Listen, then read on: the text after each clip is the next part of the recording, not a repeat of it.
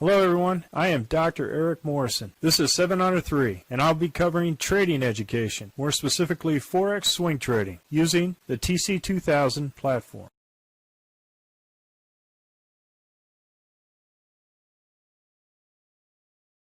Hello, this is the weekend review for the 21 Forex currencies on 4 September at 4 p.m. Central Time. I'm going to start off with the Aussie dollar, Canadian dollar, and as you can see here, we had an initial entry here and was stopped. Interesting formation here though, but if you use the 2 candle rule, the bias is long at this point, but we are hovering at the 200 moving day average, and as you can see here, it continued to go down south in a kind of top formation here. And so what you have here is the big banks, hedge fund managers, and central banks going ahead and just taking retail trader stops at this point. They're stop hunting. So it's kind of risky in order to trade with this kind of thing, but as long as we use ruthless risk management, we can go ahead with confidence with these trades. Aussie dollar, Swiss franc, as you can see here, was a Z3 no trade. Aussie dollar, Japanese yen was also a Z3 no trade. Again, see how powerful the 2 candle rule is. Even if you didn't know that this Z3 here and the bias on the weekly was all up, look at what we have here. We have 2 candle rule and a continue down for a particular profit. So if you think that this is toppy at this point, right, and you get the 2 candle rule, go ahead and try it. You might be successful, you might not be. With ruthless risk management, this continued to go down and you could have got out at least break even plus dinner for 2 on this particular trade.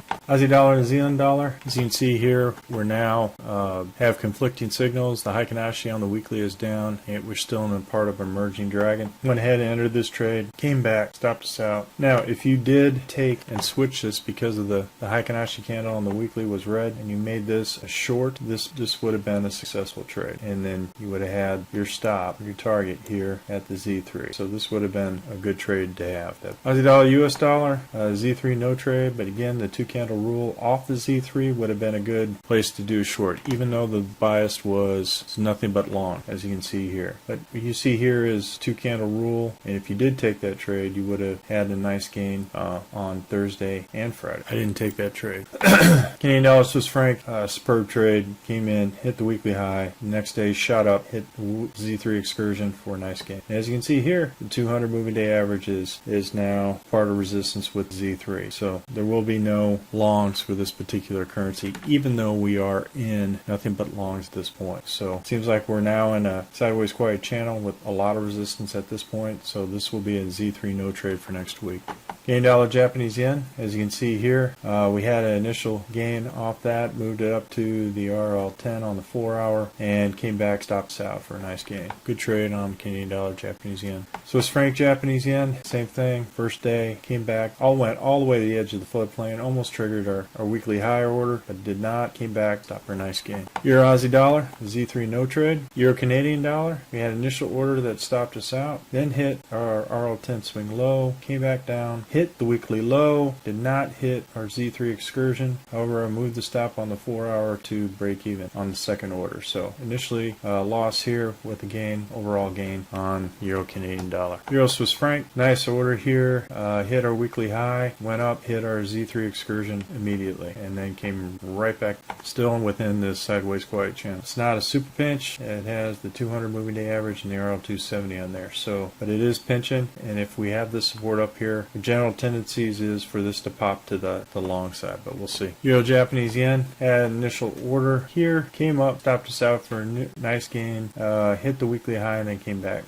But overall, nice gain for Euro Japanese yen. Euro New Zealand dollar hit our weekly low on this short, came down, had a protection here, the high of this candle, came back, stopped us out, even though our Z3 target was right here on this excursion. Euro US dollar, we were in this trade, came in, hit the weekly high, hit this Z3 excursion, stopped us out. Nice trade. Zealand Canadian dollar hit the weekly high, is up here at the low of this candle, came back, stopped us out. But as you can see here, look, 2 candle rule, 2 red candles off the RL10, it's the RL10, and even when we have the RL10 sloping down and this is a green candle, you could still consider taking this trade because the momentum seems to be going out there for a nice gain here. New Zealand Swiss franc came in, hit our weekly high. We bracketed in to this Z3 excursion, did not hit our target, came back in, stopped us out at this weekly low of this can. So overall, great trade on this. We bracketed in our profit either at the target or here by going to the 4 hour to move it up to the RL10. Zealand Japanese yen, this also was a good trade, hit our weekly high, came in, moved to the 4 hour immediately for break even plus dinner for 2, then moved it to the edge of the floodplain, came back down, stopped us out. But even with all of this, if you took the red 2 candle rule here, you had the potential for it to come back. So even though we think about utilizing this particular technique, an advanced technique, off the Z3 with the bounce and the RL10, you have to be careful because this could begin to shoot back up at that point. But for the majority of the 2 candle rules to the downside, once they are up against the Z3, you can pretty much, as an advanced trade, use this technique with confidence.